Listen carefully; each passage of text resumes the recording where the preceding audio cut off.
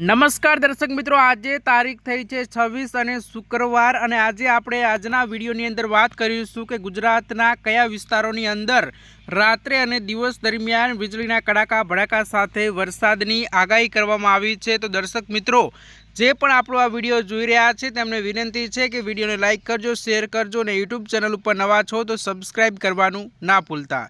તો ચાલો દર્શક મિત્રો આજનો વિડીયો શરૂ કરીએ। તો સૌપ્રથમ તમે જોઈ શકો છો કે આજે 26 તારીખ થઈ છે અને 26 તારીખની અંદર ગુજરાતની અંદર વાતાવરણના અંદર અનેક વિસ્તારોની અંદર પલટો આવ્યો છે અને સાથે અરબી સમુદ્ર એક્ટિવ છે, તેના જે ભેજવાળા પવનો છે તે ગુજરાતની સમક્ષ આવી રહ્યા છે અને ગુજરાતના અનેક વિસ્તારોની અંદર છૂટોછવાયો વરસાદ ગઈકાલે પણ નોંધાયો હતો।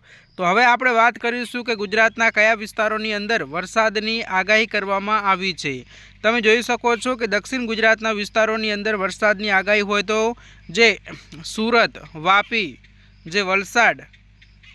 વલસાડ અને આહવા, ડાંગ, વ્યારા આ વિસ્તારોની અંદર વીજળીના કડાકા ભડાકા સાથેની વરસાદની આગાહી જોવા મળી રહી છે। હવે આપણે વાત આગળ કરીએ। ગઈકાલે પણ આપણે વાત કરી હતી કે જે ભરૂચના વિસ્તારો છે, રાજપીપળા છે, ડેડિયાપાડા છે વિસ્તારોની અંદર વરસાદની આગાહી હતી, પરંતુ ક્યાંક છૂટોછવાયો વરસાદ પડ્યો હતો, બાકી અતિ ભારે વરસાદ નહોતો પડ્યો। આજની તારીખે પણ આ વિસ્તારોની અંદર છૂટોછવાયો વરસાદ પડી શકે છે, અતિ ભારે વરસાદની કોઈ આગાહી જોવા નથી મળી।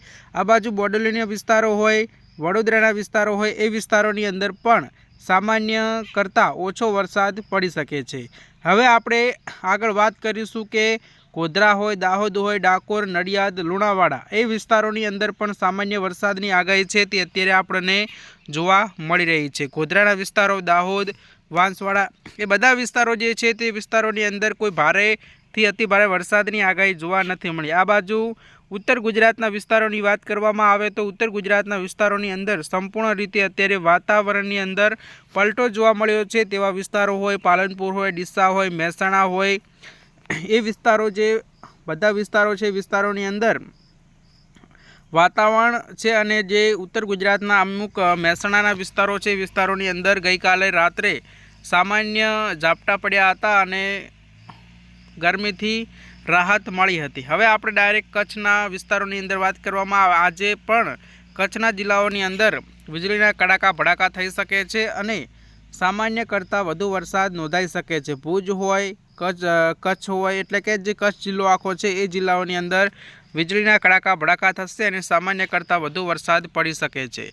હવે આપણે મોરબીના વિસ્તારોની અંદર વાત કરવામાં આવે તો મોરબીનો જે આખો પટ્ટો છે એ વિસ્તારોની અંદર પણ વીજળીના કડાકા ભડાકા થઈ શકે છે। તમે જોઈ શકો છો કે સુરતથી માંડી અને મધ્ય ગુજરાત એટલે કે મોરબી, સુરેન્દ્રનગર અને અમદાવાદ સુધી આ વિસ્તારોની અંદર વીજળીના કડાકા ભડાકા સાથે વરસાદ રાત્રે દરમિયાન નોંધાઈ શકે છે। આ બાજુ જામનગર હોય, પોરબંદર હોય, જૂનાગઢ હોય, રાજકોટ હોય, ભાવનગર, અમરેલી, મહુવા એ વિસ્તારોની અંદર અત્યારે આપણને કોઈ વરસાદની આગાહી જોવા નથી મળી। તો દર્શક મિત્રો આજની જે શોર્ટ વિડીયો હતો તેમાં તમે જોઈ શકો છો કે જે વિસ્તારોની આગાહી છે એ સામાન્ય દક્ષિણ ગુજરાતના વિસ્તારો હશે અને ઉત્તર ગુજરાતના વિસ્તારો હશે। કચ્છના ઘણા મોટા ભાગના વિસ્તારોની અંદર સામાન્ય કરતાં વધુ વરસાદ પડી શકે છે। સૌરાષ્ટ્રના જિલ્લાઓની અંદર ફક્ત મોરબી એ જ આજુબાજુ વિસ્તારો આવેલા છે વિસ્તારોની અંદર વીજળીના કડાકા ભડાકા સાથે વરસાદ પડી શકે છે, બાકી અતિ ભારે વરસાદની કોઈ અત્યારે આગાહી જોવા નથી મળી। ચોમાસું જે છે તે ધીરે ધીરે ગુજરાત સુધી તો આવી પહોંચ્યું છે, પરંતુ હવે આગળ વધશે। જે ભાવનગર હોય, સૌરાષ્ટ્રનો આખો પટ્ટો હોય, મધ્ય ગુજરાત હોય અને પછી ઉત્તર ગુજરાતના વિસ્તારોની અંદર એટલે કે 26થી 30 તારીખની આજુબાજુ ગુજરાતના બધા જ વિસ્તારોની અંદર વાવણી લાયક વરસાદ થશે તેવું અત્યારે ઘણા બધા હવામાન નિષ્ણાતો કહી રહ્યા છે। તો દર્શક મિત્રો આજનો વિડીયો તમને કેવો લાગ્યો લાઇક કરજો, ફોલો કરજો, 1000 સબસ્ક્રાઈબ કમ્પ્લીટ કરાવી દે।